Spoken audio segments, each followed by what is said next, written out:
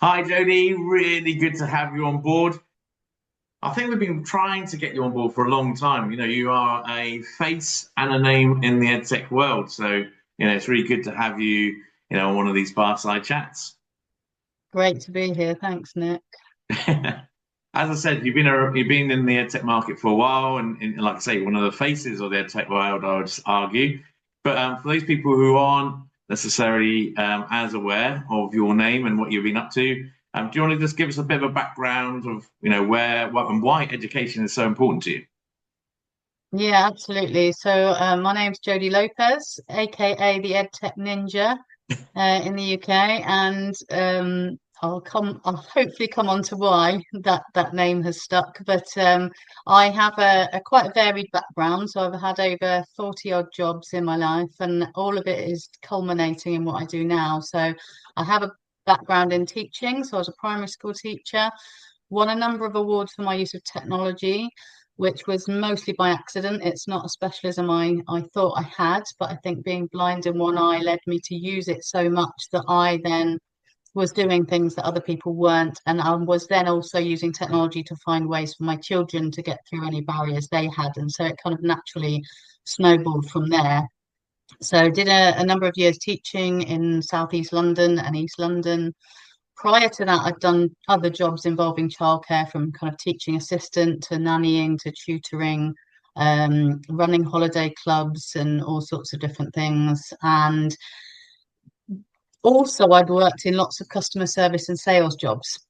So as I started to get more into the kind of the ed tech world in teaching, what became apparent is I also had something that not all teachers have, which is this very commercial background of understanding what was going on the commercial side of these technologies and how the companies were working, which led to me then working in ed tech companies. So I worked as head of education in an assessment company. So around the loss of levels kind of years and changing over all of that assessment. And then went on to kind of thinking, well, actually, I have a bit of a niche here in understanding the commercial side and the teaching side. So I've been EdTech ninjaing ever since. So I support companies, big and small, with everything from marketing and sales through to the customer journey, onboarding, and product development to make sure those products are right for the classroom, but also helping them to understand how to get it into the classroom in the right way and to make sure it's embedded, and also to scale businesses in a successful but equally kind of commercially and successful for education way. And the ninja part is because I kind of nip in and out without you hopefully seeing too much. You shouldn't see my face over what happens with those products. It's all about helping teams to build their capacity to just kind of do things either better, more efficiently, or more education focused, or simply in a way that makes commercial sense for them. Oh, man, I love it. Because you're absolutely right. I think the idea that you've been a teacher, so the empathy, is there, and actually every company needs to be customer focused. In the end of the day, if you're customer focused within your product, then they're going to meet the needs of the user much better. But also at the same time, how do you message, get the right, the right message across, which, ultimately you need to be thinking about the language and stuff. So I guess you having both sides enables you to do those things very, very easily in some ways. Yeah, I think sometimes it's kind of that, there are a lot of edtech companies started by teachers who don't necessarily have a commercial background. So I'm often helping them with understanding how you build a business, how you scale a business, how you do literally do marketing in a very kind of, functional way. And then other companies who don't have that teaching background when they've started, and they've maybe come up with an idea because they would have liked it as a student more so than or they've seen it from a parent side, so they're building something. They might not have the right terminology, like you say. They might just not understand the language. They often don't understand the workflow of a teacher and what busy really means in teaching, which is very different to what busy means in a 9 to 5 office. So just really getting into the headspace of teachers and really understanding why their message isn't getting through, or why they're not getting, their foot in the door, or all of those kind of other elements of it.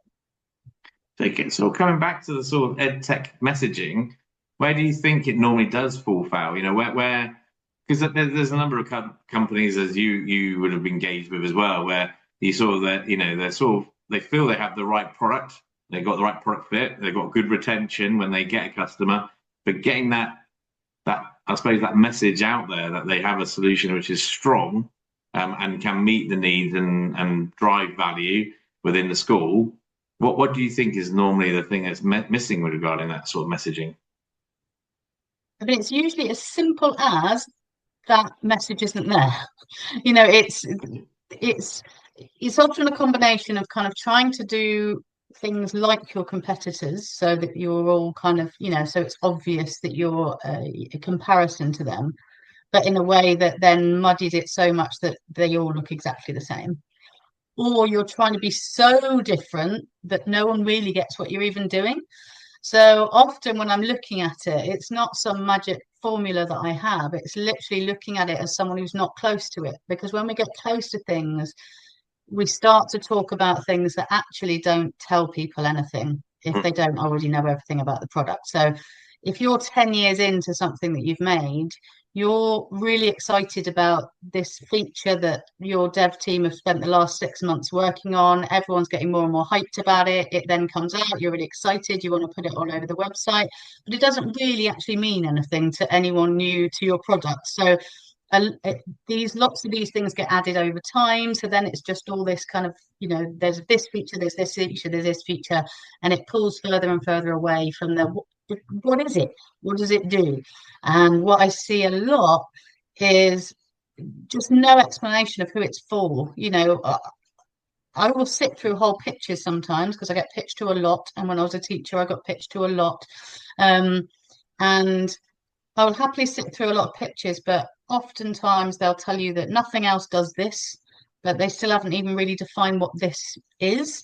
And then when I do get to the bottom of it, there is usually somebody else that does that. So we're not defining why this is different to that one or why that's special. But often it's just simple as not even saying what it is and who it's for and what it does. So is it parent facing? Is it teacher facing? Is it child facing? Will this save Does this increase grades because it helps the teacher do something differently, or does this help grades because the child's going to do it at home and the parent's going to buy it?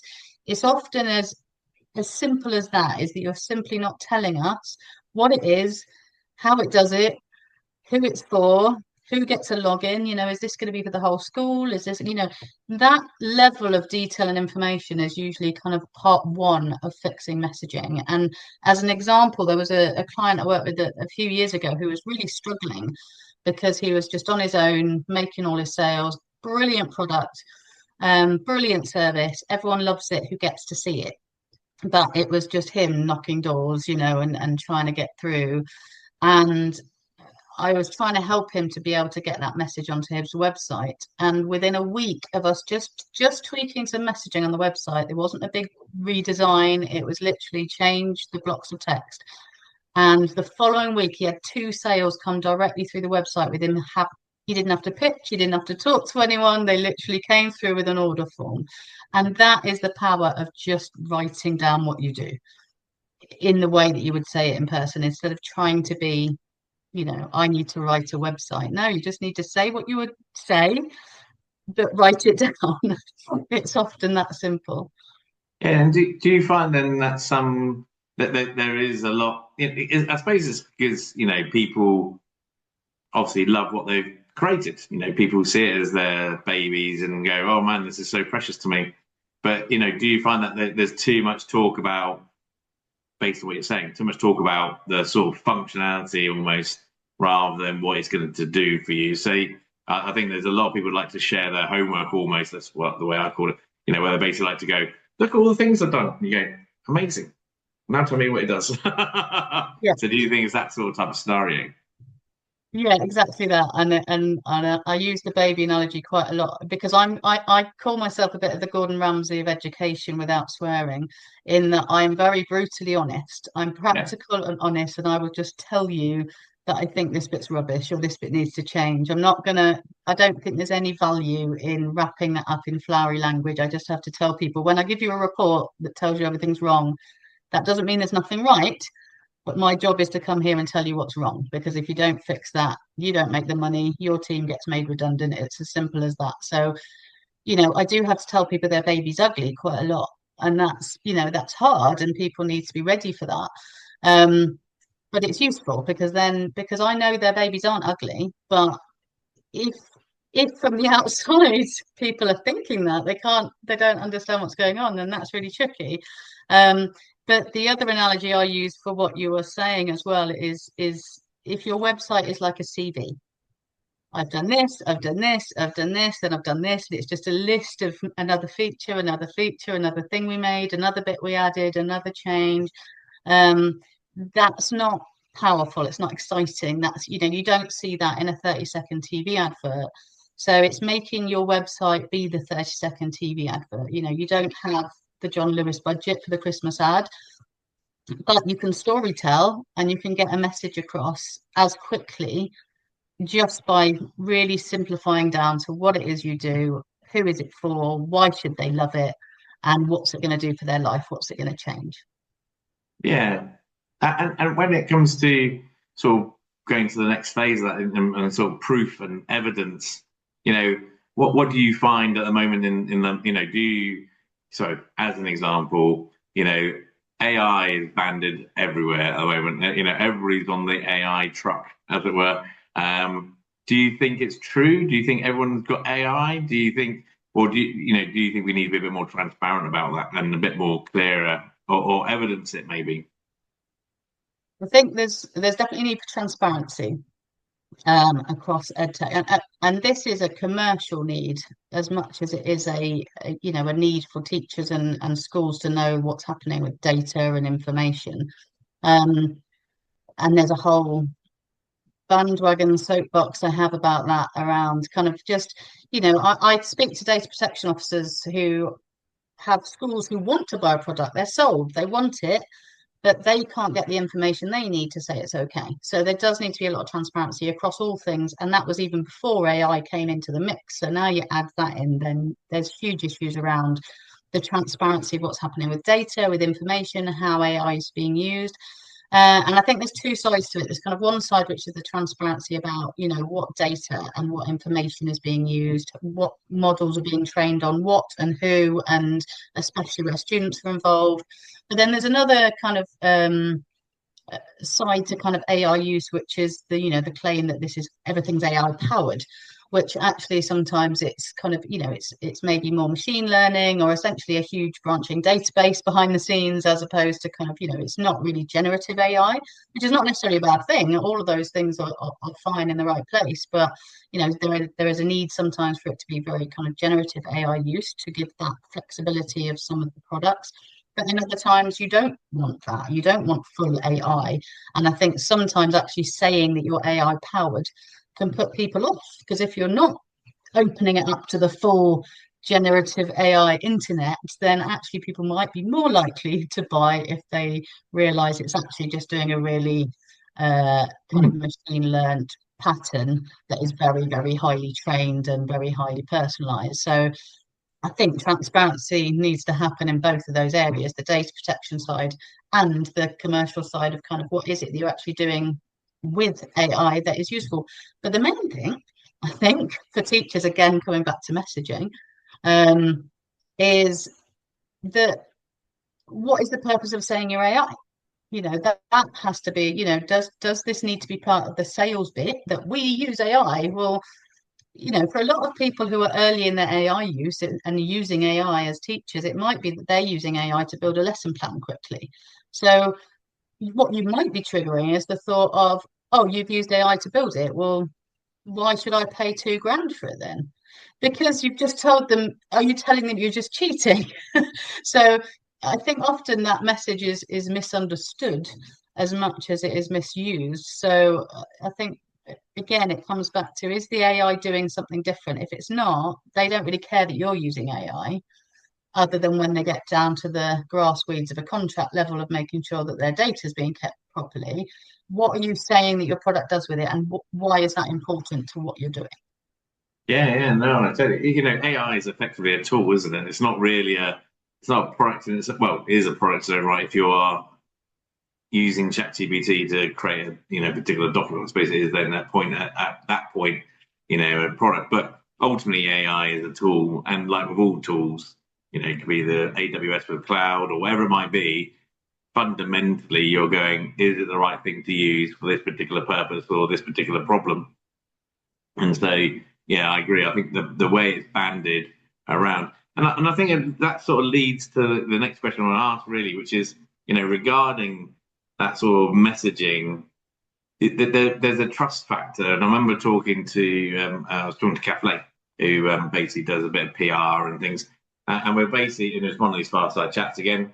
And it was very much, I think in the education market, is that the trust level is actually a little bit higher than in other markets. So I work in other markets, we work in finance and that sort of stuff. But to get a product across that chasm, so it basically goes into growth, there's an element of you have to build up that trust much stronger. And I think what worries me a little bit about some of the messaging out there at the moment is because it's so, the words are banded around a little bit, and probably not, and sometimes a bit too much, a bit too sort of, everyone's willing to sort of throw out the sort of words. I worry about, do schools and maths then build up that trust with a company, and so then would they reference it? Would they be comfortable about talking about it? Which obviously is one of the ways that you get larger and wider reach. But how do you feel about that? Do you think there is a high level of trust? And also, if you do, do you think some of the messaging is not as transparent or as easy to read? Yeah, I think it kind of there's a kind of a vicious circle that goes around with trust in education and edtech, because people have, there's the element of the fact that actually, if you look around edtech, and we both know this, it's the same people, and people do buy into people. So often it's not even necessarily the trust in the brand name, it's the person they know that chats to them at conferences, that understands them, that listens to them, and they might then move companies and you still trust that person. So you might buy whatever they're now selling. Obviously, if they keep changing companies to the same thing, then you might start to distrust that person. But generally, edtech's quite a small world. It's a lot of the same people. And so in other industries where that world's much bigger and people don't bump into each other at the same conferences, I think there is a higher element of trust because of that, because everyone who's in education, I think there's also a presumption, and it's generally correct, but when it goes wrong, it goes very wrong. But there is a presumption, which is generally correct, I think you'll find as well, that people who are working in education at least really care about education. Otherwise, you would go in another industry where money is, quite frankly, a lot easier to get hold of. So education is not, the golden ticket that people might think it's seen as. But when people do come in thinking that, and manage to manipulate and take trust away, then it burns a lot of bridges for other people who are genuinely in it. But, on the whole, edtech companies are not sat, driving their golden Rolls Royce around. They're actually struggling constantly because they care so much about education. They're giving far too much away for free or for cheap, or because it is hard when a school is down on their budgets and really, really wants your product. You do want to give it to them. And that trust can really help. But then the vicious circle part starts again, because if companies give too much away, and this is what I try and help with for the sake of everyone, if they do that too much, or they underprice themselves too much because they're in education and because they care about education, they then fold. And then that wonderful product is gone for everybody a year or two down the line, and that burns bridges again. And so there is higher trust because people do know that people at least care. People in education tend to care about schools and care about education on the whole. 90+% really want their product to be used well in schools, but that doesn't necessarily make really commercially sound decisions. And so there's that, and there's the fact that they will constantly keep adding features because teachers tell them they want them, and they're too nice to not add them, and then you end up with a piece of software that only someone with a master's degree can solve. So that causes issues of trust again. And yeah, so there's that trust is a kind of a really double-edged sword, I think, in education. Yeah, no, I'm totally with you. I think, it's lovely that everyone is, like you say, I think the majority of people will come across either working in it or, where, in EdTech or wherever it might be, really do care about what they're doing. And you're right, you keep on seeing the same people, same faces over and over again in just different companies and so on. I think that there's, and it'd be interesting to get your thoughts, but I think there is also that if we want to keep on being innovative and allowing companies to be innovative, I worry sometimes about the margins. And I appreciate schools and maths that will definitely, because 80% of their budget goes on staffing. So there's a 20% budget, which is, effectively they have to prioritize. And I just worry that sometimes we're in a, for companies anyway, where they're in a position where, like you say, they either fold or they can't innovate quickly enough because the margins are small. And that worries me a little bit. Yeah, absolutely. I think that's a very, very valid worry in EdTech. And I think the more that we hear about things that sound great and sound like we should absolutely agree with them, they're not necessarily good decisions for this market, I don't think. So, for example, there's a huge push, which sounds absolutely right, on EdTech evidence, evidence that these EdTechs work. And I think it's causing us to trip over ourselves quite a bit because, you can't innovate stuff and have it tested and out to market quick enough. If we're insisting that everything has this bulk of evidence behind it, well, then who tests it? Who tries it? Who do we guinea pig? And how do you fund that 2 to 3 years of building that evidence? And yes, there are, it sounds ridiculous to say we don't need EdTech evidence. Of course, we need some levels of evidence, but I don't think it will come the way that people think it will. Big RCTs that are going to kind of, do these big randomized controlled trials for 3 years. Which child has 3 years of education with no other changes? How do you possibly begin to verify a study of that size? And actually, when you look into a lot of the evidenced products that have gone down that route, what's come out at the end is maybe 1 month's progress or something like that. And because they cannot possibly control when you dig in, because that might sound awful, but when you dig in, there is actually all sorts of factors in there of like, actually, this teacher left, this class ended up with 4 different supply teachers. These children, half of this class actually isn't the same class that started. There's so many different things. And also some products are just right for some and not right for others. And that's okay. I think we need to be okay with products not being right for everybody, and not this idea there will ever be a product in any market or any area, whether that's assessment, whether it's MIS, whether it's a maths game for the classroom, whether it's a homework tool.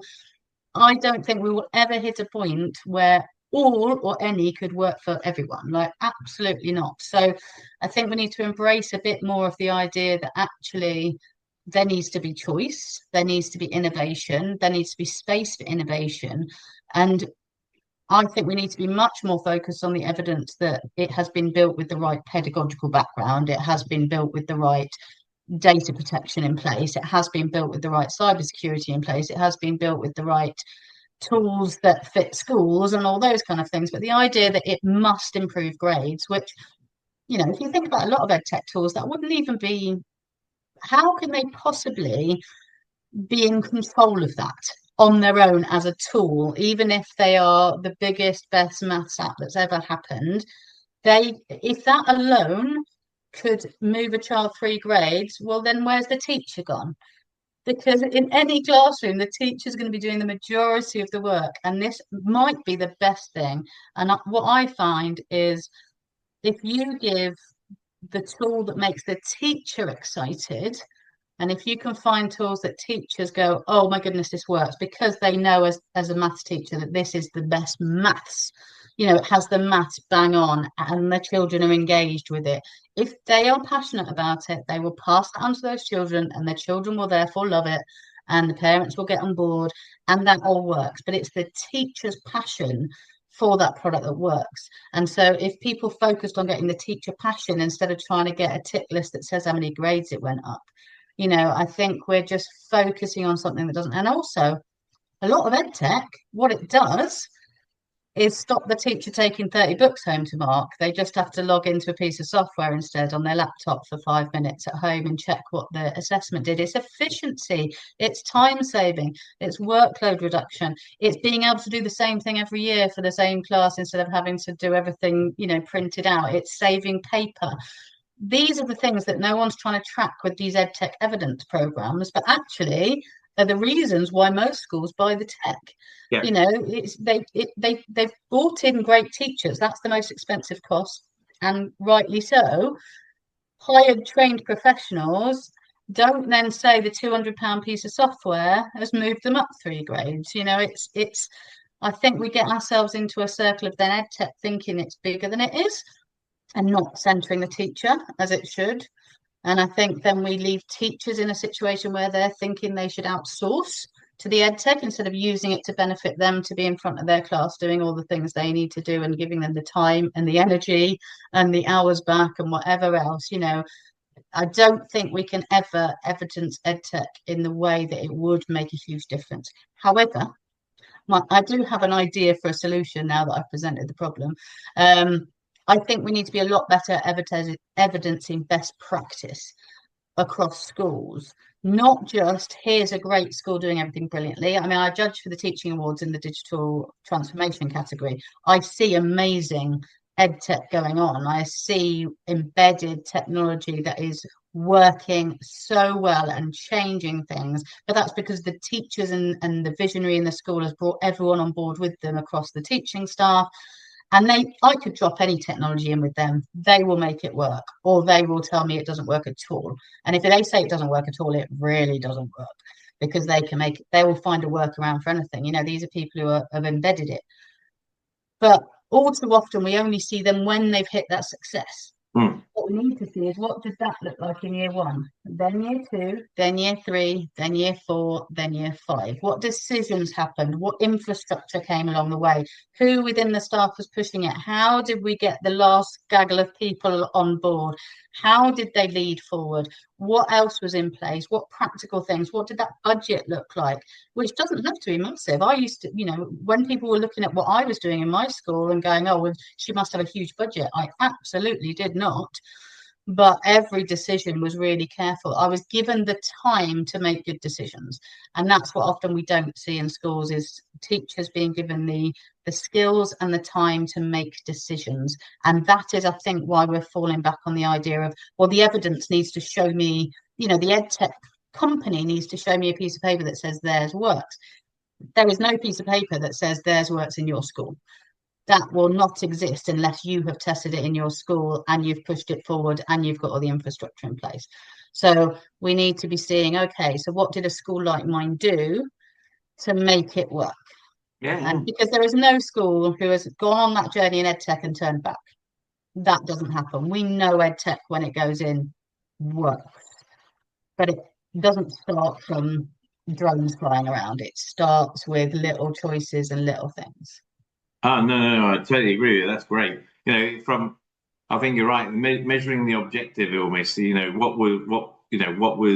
what did we buy and why did we buy it? And then measuring that over a 3-year period and saying, did it meet that objective over a 3-year period? I think you're right. I think that's a really useful thing from a school perspective and a map. Going back to measure, I know schools and maths are probably tired of having lots and lots of measurements. But there is an element, if you want to understand how successful a purchase is, or how successful a bit of EdTech is, or anything else, then work out what the objective is. And you're right, it's not about, did we increase the grades for this child by X? It's more along as, did this product support me to, and that could be, like I say, efficiency. It could be through even cost reductions or whatever it might be that, marking solutions as an example, has it actually saved you, time, or actually have you had to put in more effort to make sure that it's calibrated correctly? So basically it does reflect your opinion on things like English or whatever it might be, because obviously that's quite more difficult to mark than probably a maths or anything else. So there is this sort of, have you had to put more effort in to get it right? And is the objective or the solution, is it met its need? is it met its need in the first year, or have you put all the upfront effort in? So is it maybe now year 2 and 3 that you're going to find that sort of evidence that basically supported, you as a teacher, or you as a school, or you as a mat sort of thing? Yeah, I think that's really interesting. And do you think schools and mats and teachers, because you're right, there is this sort of, well, do they have time to do that measurement? And I'm guessing your feeling is that is why they potentially sometimes move products, because they're sort of going, I'm not sure I got the benefit and don't know. Do you think that is one of the Yeah. reasons for moving? Yeah, I think that kind of, as you said about kind of the how much effort you put in the first year, there's too much kind of this idea of promising that everything's going to reduce workload tomorrow.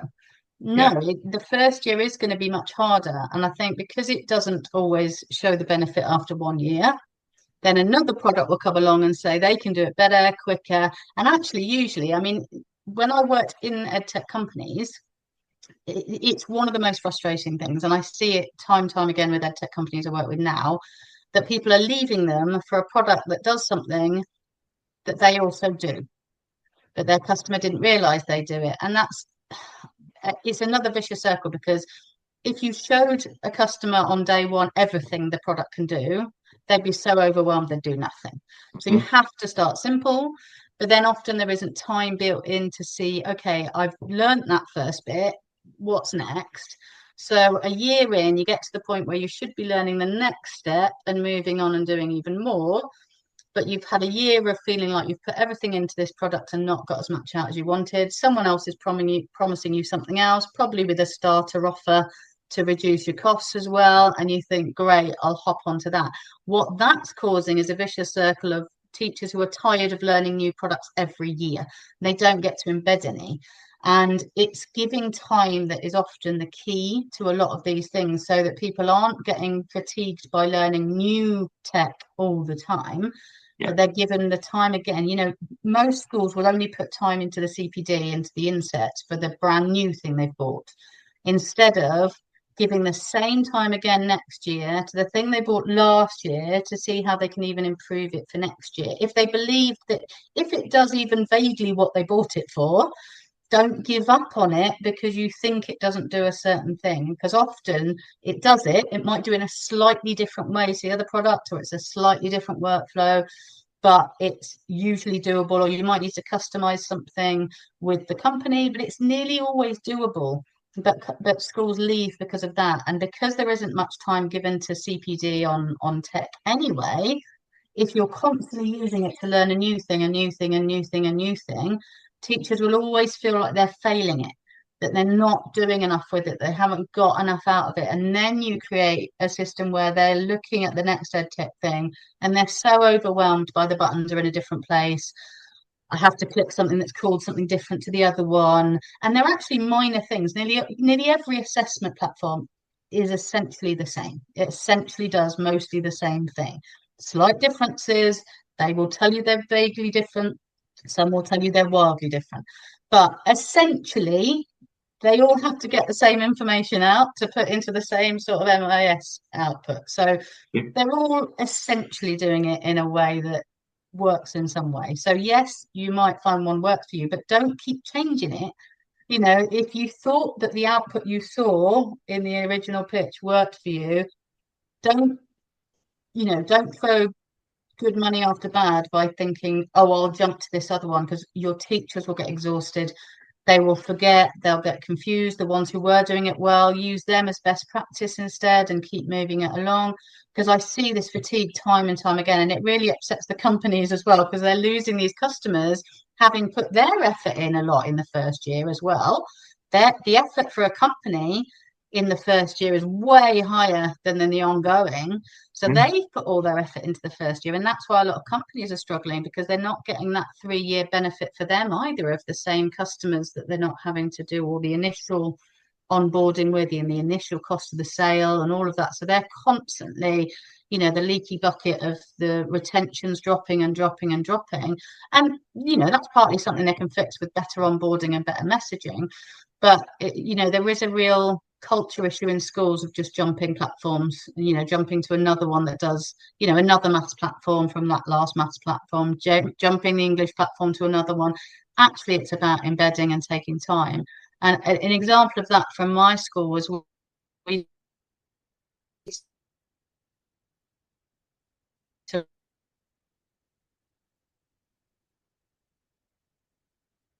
the year, you wouldn't have called it a learning platform. You would have called it a file repository, because we just moved loads of stuff online that had previously been in, paper or written on whiteboards, or, and some of it was communication. We had 2 different buildings. So we started with communication.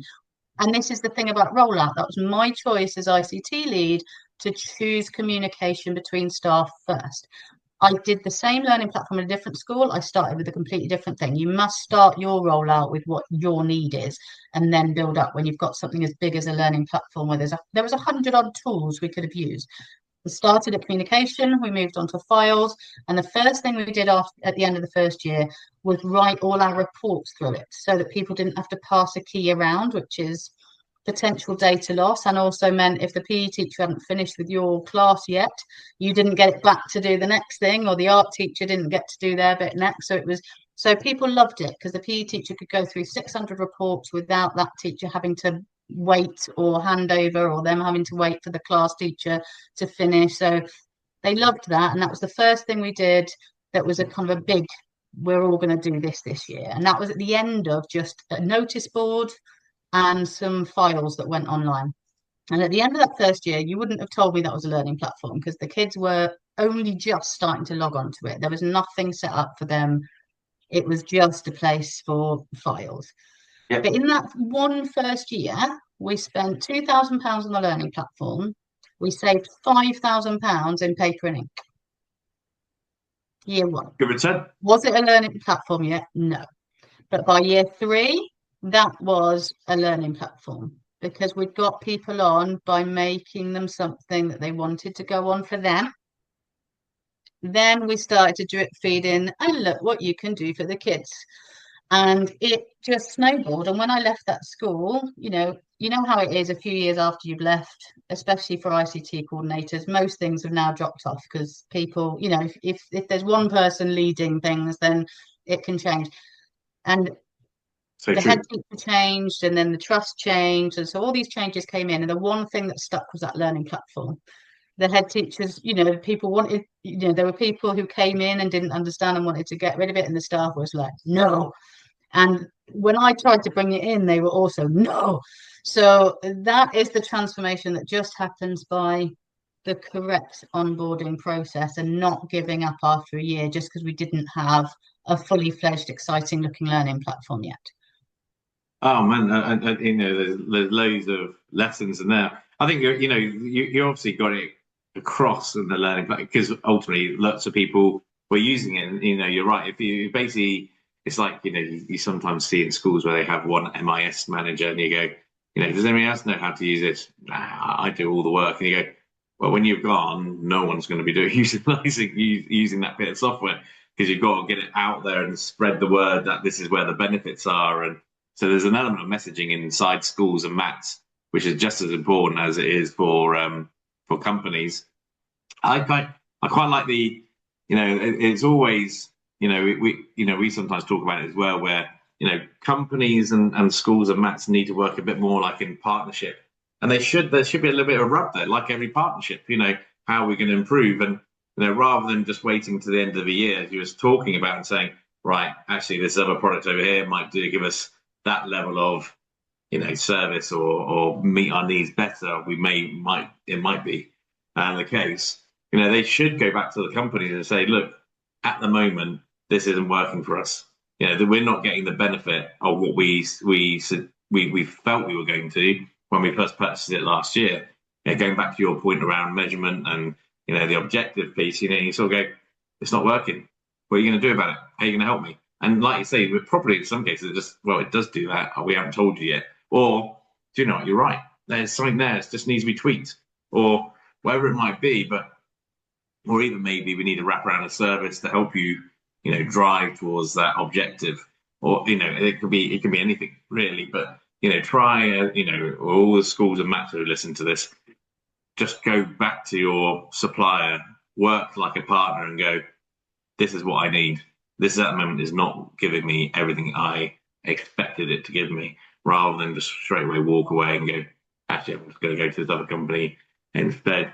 Because there is, we did and we don't normally do this, but it was just for a friend, where we basically went through and did the tender for them for an MIS, and the amount of duplication of software, where basically, like you say, people have gone to the end of the year and gone, actually, this is not quite meeting my needs. So they're still paying for it because they're in a 3-year contract potentially, and then they go and buy another piece of software, and you're going, oh, don't do that. Oh, why have you got 3 communication tools? Why? Oh, because that one's for this purpose, and then we use that one for another purpose, and this one over here for an alternative process altogether. You're going, oh no, they're all communicating. They're all tools that communicate and cross over. Yeah, don't do that. So yeah, going back to your point, work really close, I would say, with those companies, and fight for what you need. At the end of the day, you are the customer as a school, and actually, it's better for the companies, because it means the companies are going, actually, we now know where we're going potentially wrong in our messaging, or with our support, or with our product, or whatever it might be. So yeah, I'm really with you on that completely. Going back to AI though, because I do think it's interesting. Do you think the adoption of AI is there an expectation from schools and maths that they should be adopting? Because I sort of get a mixed feel, and I don't know about you, but some people are sort of going, some schools and maths are going, yeah, really on board, already utilizing generative AI for different purposes. Yeah, we want more products to have that generative AI in. And then you get other schools and maths are definitely much more risk averse, sort of going, well, hold on, this is data that potentially could be going outside. We don't quite trust anyone to be able to hold this data, safeguarding reasons. And rightly so, there's a whole GDPR piece around this. It's personal, identifiable information, so you've got to be really careful.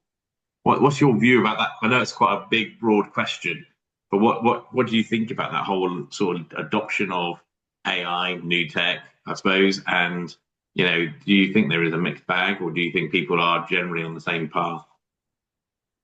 I think there's a chasm basically over to AI for schools to jump, and it's really difficult because no one's filling in the chasm gap for them in a way that's probably ready. There's lots of people trying to, and there's lots of things out there now. Even as I say this, there's probably another course being published that I'll see later, because I've seen so many come through just this week of people going, we've now published all our stuff about AI.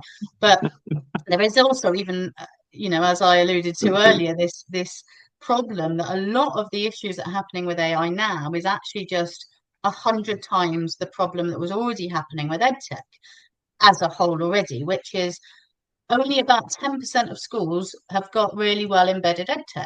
Ever since the harnessing technology money was taken away in 2011, we haven't had any ring-fenced funding in schools for technology. So those who are doing it and forging ahead are doing really, really well. And they are not only doing the AI in their schools, they're writing the courses and the books and putting all the information out there going, look, we're doing it.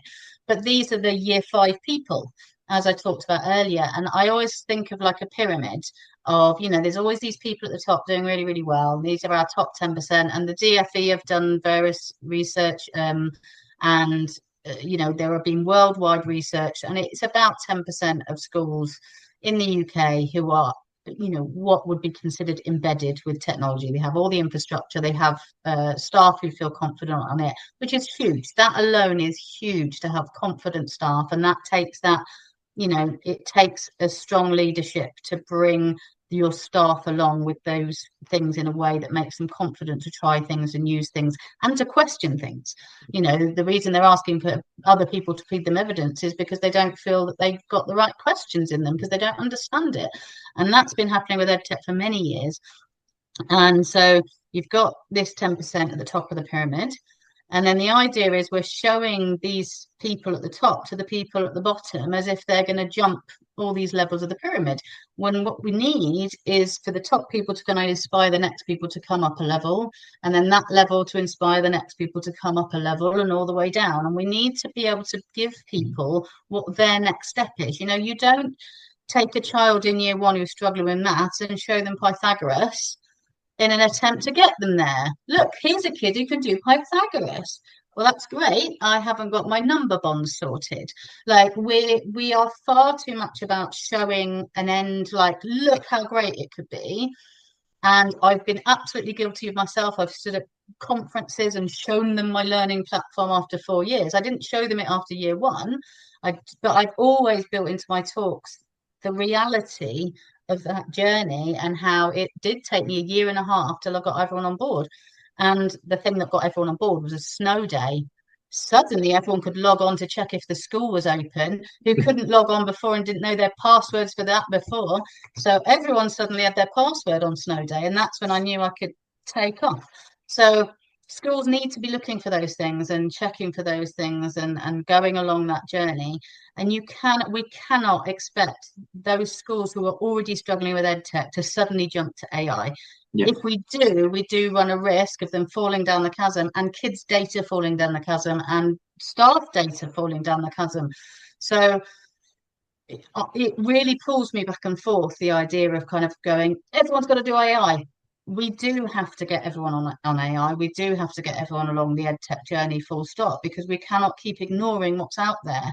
Yeah. You know, we cannot keep leaving children going through some schools where they learn nothing about technology and then get their own phone, even if it is at 16 or 18. Are you telling me we want to give a first phone to a child at 16 at a time when they're no longer got their parent over their shoulder to even check? Is that the first time we want these children on technology? I don't think so. I think we need, if we're responsible about what we're worried about for teenagers with phones, we need to be saying, well, then they need to be shown on safe platforms younger than that, so they can trip up in safe spaces. So we don't teach children to cross the road and swim without support, without help, without floaties, without holding someone's hand. We need to be doing that all the way through before we send them out on their own with technology. So I fully believe we cannot allow excuses for not getting there. However, the problem is not what EdTech you buy. The problem is how you train your staff and make them feel confident to make decisions that are safe and correct. And that is where we have a huge issue, in that most teachers, not through any fault of their own, there is absolutely no blame on anyone in this system for this, because it's too big now. The vicious circle's gone on for so long. There is no one fault. There is no like head teacher doing it wrong, or a teacher getting it wrong, or they're just lazy. I am fully behind an individual who feels too scared to get their kids on AI. I know exactly why, and I would say don't do it then. But who is around them, who can support them, and how can we put in the system more support? One thing I work with EdTech companies on is, you might wish that all teachers were up there with EdTech, but they're not. And you can't fix them all. So if you want to sell your product, it's on you. That's your choice. That doesn't mean it's right. It doesn't mean it's right that the EdTech should have to do all of the training to make sure that teachers have confidence. But if they want to sell it and they want to keep it onboarded, that's what they have to do in the current market. We do not have an experienced EdTech market out there of every teacher. So we have to do more from the EdTech side. From a practical commercial level, we have to. But ideally, this would be funded and supported at a much wider government level on the teacher side, on the education side. And ideally, those two would come together. So you had this great onboarding from EdTech for already confident to a level generally in technology, to be able to go, okay, yeah, I can see how that would work. I can see how I like it. I can take any EdTech and know exactly what it's supposed to do, whether the website tells me it does or not. But that's me. And I know that I'm in the minority. And and so I work with companies to say, okay, how do we get everyone else on? And I use the Lego booklet as the analogy. Lego booklets can teach me how to build an entire roller coaster in Lego that works with a booklet with no words in it. How close as an edtech company can you get to that? To me, having confidence that I will have a roller coaster at the end, even though all I've got in front of me is 5 million pieces. Yeah. If you can get that confidence across to teachers through your onboarding and through your training, then we'll be winning across the board. And then we can bring AI in, no problem. But the AI to me is just 1,000 times the issue that's already there with it. No, I think that's very true, very true. It's interesting because ultimately, when you look at education, we're trying to educate children to be potentially the most, the best they can possibly be as when they become adults. They can, basically be self-sufficient and all those elements as much as possible, depending on the child. But it's all about getting to the next generation, and I think the thing is, we talk about AI, and sometimes you're right. I think there are teachers that feel very sort of like, wow, this is something new, and actually a little bit scared. And I find it really interesting that as the education system doesn't put, because at the moment technology is moving on faster than we can adopt it. It's going that quick, and I think there's this we need to almost help teachers by in giving them that education, giving them that knowledge to be able to be comfortable with the children and basically be able to teach them and basically support them as they go through this. Let's face it, it's a difficult period for kids. Social media is hard enough. When I look at my because I'm old, but you look at my nieces and nephews, and you sort of go the pressure that they go under with social media. How much is taught about just switching it off. I remember my niece, my sister-in-law and stuff. They basically at one point it was getting too much, so they just literally grabbed hold of the phone, not in obviously in an aggressive way, but just sort of took the phone and put it in the drawer and said, you don't need to respond to everybody. Don't worry about it. But for the first day, she was really worried about it. I've got to respond. I've got to respond. It's like, no, you don't. And then the second day, she became less worried. Third day, even less worried. And they give it back to her every now, in small chunks, rather than it being always on her, in her hand, having to respond. And it's just so interesting that actually, this technology is there, and we need society, not just probably teachers. We shouldn't just rely on teachers either, but we do need teachers to have understanding of every bit of new tech that's coming in my view, and what are the positive and the negatives, and how is it, obviously lead teachers to teach, and they can basically do work out how they're going to approach children, but we need to give them that knowledge in the background to enable them to be teachers. If we just ask them to just get up to speed yourself, I think that's wrong. They've got so many other things. It is, and you wouldn't do that in any other profession. Is just say, get up to speed in your own time and come back, and we'll trust that you've done it. You don't say to a surgeon, go off and learn how to take a gallbladder out, and on the first time you have to do it, we're gonna get a load of people to watch you. I'm sure it'll be fine. And teachers, the other element for teachers is exactly what you picked up on, is that they've got to do it in front of the children. It's not just about their competence. It's they've got to be confident enough to get children competent and confident, knowing that some of the kids will get the actual technology and the buttons straight away. That's not the issue. The issue is getting them to use it safely, to understand what the boundaries are, to understand how to put their own boundaries and personal choices in place, and what they can and can't do, and what they can refuse to do. But also the other big element that I should pick up, I think, as well, is when we're asking teachers to use technology in the classroom, and especially when we're forcing rather than leading them in with this competency, confidence building, is we are endangering everyone in that room in the sense of potential for data and all the rest of it. But actually what we're also doing is putting a teacher in a position where if it goes wrong, the technology bit, even in the mildest level of it just doesn't work, you've now set them back in their English teaching, history teaching, PE teaching, and you're still pushing them to get the grades. So we cannot expect that level to jump. It's like, it's like asking someone to run across a motorway at rush hour. We don't ever do that. We put a bridge over the top, right? So where is the bridge? Where are we taking, if the risk is that high, we need to put the bridge in. And if we're just telling them to run and they'll probably be okay, we can't keep seeing people get hit by trucks and then blaming them. Like that's just, but that is often what's happening is we're kind of patronizing, going, oh, well, you didn't put the work in. Well, no, you didn't put any safety measures in for me. So there is a huge amount being, and some of that work is being done, don't get me wrong, I'm sure you've seen as well, some of that work is out there and being done, but just like there's saturation of products, there's now also saturation of help.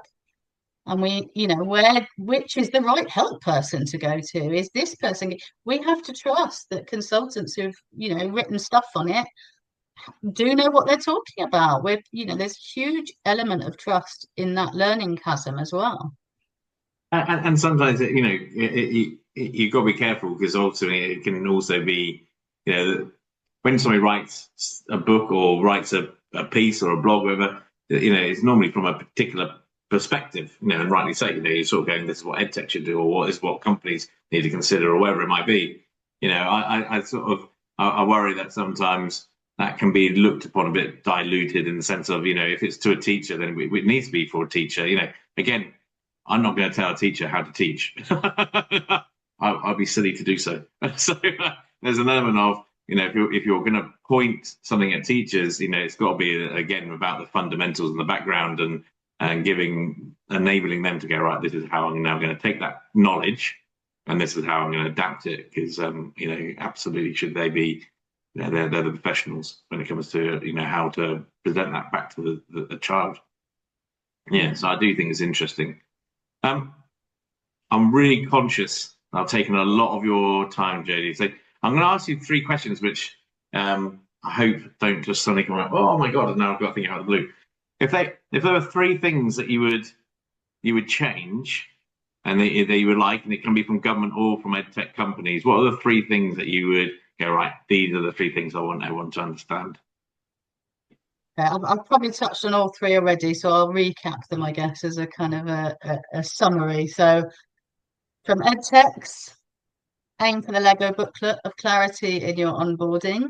Make sure that everyone who buys your product can make it successful, because that benefits everybody. It benefits the people who get to use your product in the way it was intended and actually live up to all the claims that you've put on your marketing. And it also, benefits you commercially, and it benefits the real end users, which are the children who get the benefit of all of that going into education. So, really aim for the best onboarding you can. It's one of the cheapest, easiest changes you can make for everything. For the 10 grand you're spending on a website redevelopment, you can spend a few £100 with the staff you've already got in the house to make something that works for onboarding. Or for a lot less than 10 grand, you can hire me, obviously. But yeah, so that for edtech companies. The other one for edtech companies would be just be really honest and open about what you do in every way, from the marketing messaging all the way through to your contracts, your information that sits behind, your terms and conditions, your data privacy notices, everything. Just lay it all out straight. Don't expect them to have to go and look up words or find the jargon that sits. For everyone who moans about jargon in education, there's loads in commercial organizations too. Break it down, break it out, and make it transparent, and make sure your messages about what you do and why are transparent. Don't hide behind it, and don't be embarrassed if your product only does one thing. That's fine. If you do it well, just do that. Be really bold about it. If your product does 500 things, be honest about it. Say, but here are the different ways we can chunk it down for you and start you off on a path. Here are some different paths that work. And then, of course, government level, my 3rd one, which is kind of the first one, in order of priority, really, for the whole system, is we need to kind of, I don't know what the answer is, but in terms of what they've put a lot of money around edtech evidencing and things, and I think we need to switch that thought into how do we evidence best practice of what's going on, which isn't just showcasing the best. The edtech demonstrator program was a great start, but it was the best teaching some of the people who've not started on anything. I don't think that's the best connection. I think the better connection is, how do we get the people who identify at the bottom rung to just meet the people who are 1 year ahead of them, not the people who are 10 years ahead of them. How do we connect people to just the next level up the pyramid? Yeah, no, totally. I think that you're absolutely right because everyone learns differently as well and quicker and different. Same with children, different learning styles and so on. Much more individualized learning. Amazing, amazing, and thank you so much for your time. Like I say, I know you're a busy person, so freeing up your time. And also, I don't know if you want to show up your Christmas jumper because obviously you're going off to your child's Christmas do. I'm Amazing. all blurred now, but yeah. There Happy you go. Christmas in French. Yeah. Oh man, well, Merry Christmas to everybody. That's the main thing. This is the Christmas one that we're doing, so all good. So thanks very much again for all your time, and see you soon. I hope. Yeah, it's been a pleasure. Thanks, Nick.